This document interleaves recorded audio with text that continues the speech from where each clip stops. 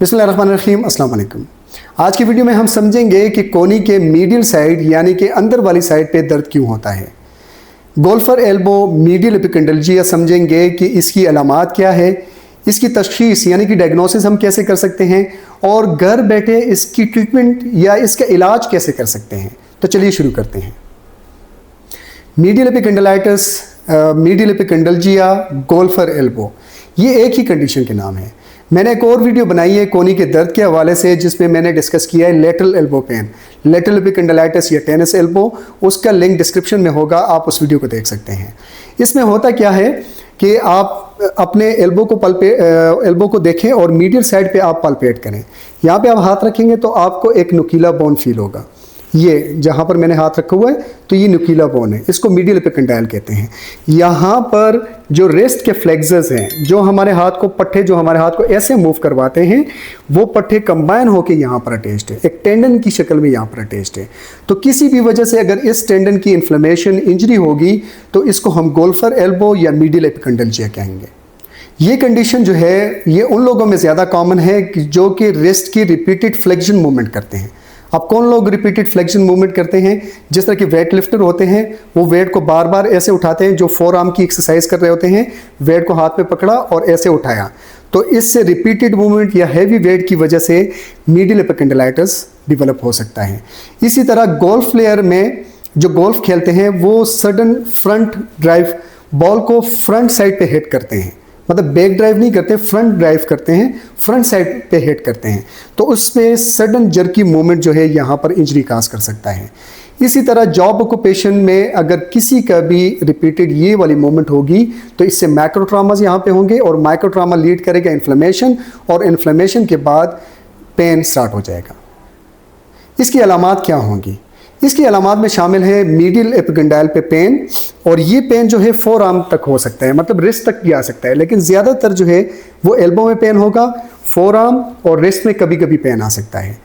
Patient जब कोई भी वेट उठाएगा ऐसे ऊपर की तरफ तो उसको यहाँ पर पेन होगा। पेशेंट जब अपने हाथ को, मरीज़ जब अपने हाथ को ऐसे रोटेट करेगा तो उसको यहाँ पर मीडियल एपिकंडाइल पे पेन होगा, दर्द होगा, उसकी मूवमेंट मतलब कि एल्बो जॉइंट पे स्टिफनेस होगी, हरकत कम हो जाएगी और कमज़ोरी होगी। जब वो हाथ में कोई चीज़ ऐसे होल्ड करेगा तो उसको वीकनेस फील होगी। तो ये इसको कुछ अलामात थी। अब हम इसको डायग्नोस कैसे करेंगे? डायग्नोसिस इसकी बहुत आसान है। एक तो आप यहाँ पर इस बोन को पल्पेट करें और इससे नीचे ऐसे प्रेस करें, तो प्रेस करने से पेशेंट को पेन होगा। दूसरा एक टेस्ट है जिसको हम पैसिव टेस्ट कहते हैं। पैसिव टेस्ट में हम क्या करते हैं, हम पेशेंट का हाथ ऐसे होल्ड करके, यहाँ से होल्ड करके ऐसे एल्बो को एक्सटेंड करना है और रिस्ट को एक्सटेंड करना है और फिंगर को भी एक्सटेंड करना है और ऐसे प्रेशर देना है, मतलब सुपिनेशन और रिस्ट एक्सटेंशन और फिंगर एक्सटेंशन। तो इस मूवमेंट में पेशेंट को यहाँ पे पेन फील होगा। दूसरा एक्टिव टेस्ट है। एक्टिव टेस्ट में हम क्या करते हैं, आपने पेशेंट को के हाथ को रेजिस्टेंस प्रोवाइड करना है, मतलब रिस्ट की फ्लेक्शन को रेजिस्ट करना है और फिर उसके बाद रोटेशन को रेजिस्ट करना है। आपने पेशेंट को यानी कि अपने हाथ को ऐसे उठाए और फिर ऐसे मूव करें, प्रोनेशन में लेके जाएं, तो आपने रेजिस्टेंस देना है दूसरे हाथ के साथ। जो थेरेपिस्ट होगा, जो एग्जामिनर होगा, वो इस मूवमेंट को रोकेगा। मैं यहाँ से प्रेशर दे रहा हूँ और पेशेंट ऐसे मूव कर रहे हैं, तो जब पेशेंट ऐसे मूव करेगा तो यहाँ पर अचानक से दर्द होगा और अनकंफर्टेबल फीलिंग होगी। रिवर्स कूजन टेस्ट हम कर सकते हैं। रिवर्स कूजन टेस्ट में क्या करना है, पेशेंट ऐसे फिस्ट बनाएगा, आपने फिस्ट को रेजिस्ट करना है और पेशेंट इसको ऊपर उठाएगा। ये देखें, पेशेंट ऊपर उठाएगा और आपने इस फिस्ट को रेजिस्ट करना है। पेशेंट को मीडियल एपिकंडाइल के ऊपर पेन होगा।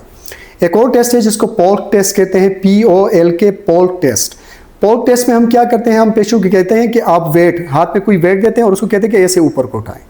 तो पेशेंट जब वेट ऊपर उठाएगा तो पेशेंट को मीडियल एपिकंडाइल के ऊपर पेन होगा। तो ये सारे टेस्ट जो है, फिजिकल टेस्ट, ये इंडिकेट करते हैं, कंफर्म कर देते हैं कि इस पेशेंट को मीडियल एपिकंडल्जिया या गोल्फर एल्बो है।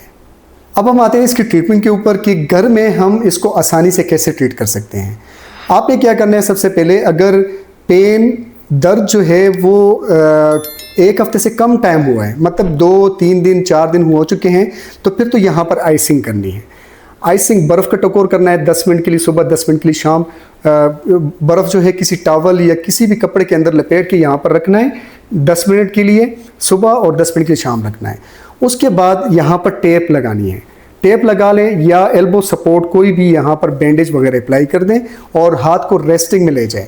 और साथ में pain killer, anti inflammatory medicine वगैरह वो यूज़ कर सकते हैं ताकि इन्फ्लेमेशन वहाँ पर थोड़ी सी सबसाइड हो।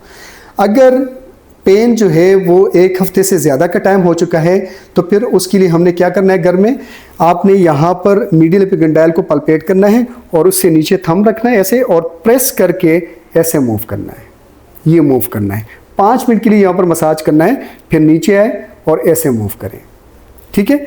और फिर उसके बाद नेक्स्ट जो आपने करना है, आपने यहाँ पर थोड़ा सा प्रेशर देना है और हाथ को ये और इस डायरेक्शन में मूव करना है, ऐसे मूव करना है। यहाँ पर मीडियल एपिकंडाइल के नीचे ऐसे प्रेस करें और ऐसे मूव करें ताकि टेंडन फिंगर के नीचे से ग्लाइड हो और मसाजिंग इफेक्ट हो और टेंडन रिलीज हो। फिर क्या करना है, पेशेंट को आपने कहना है कि हाथ को सीधा करें, यहाँ से उसने प्रेशर देना है, 10 सेकंड के लिए उसको होल्ड करना है, ठीक है। आप ऐसे भी कर सकते हैं और फिर 10 सेकंड के लिए होल्ड करना है, फिर रिलैक्स, फिर 10 सेकंड के लिए होल्ड करना है और ये रिपीट करना है 10 टाइम।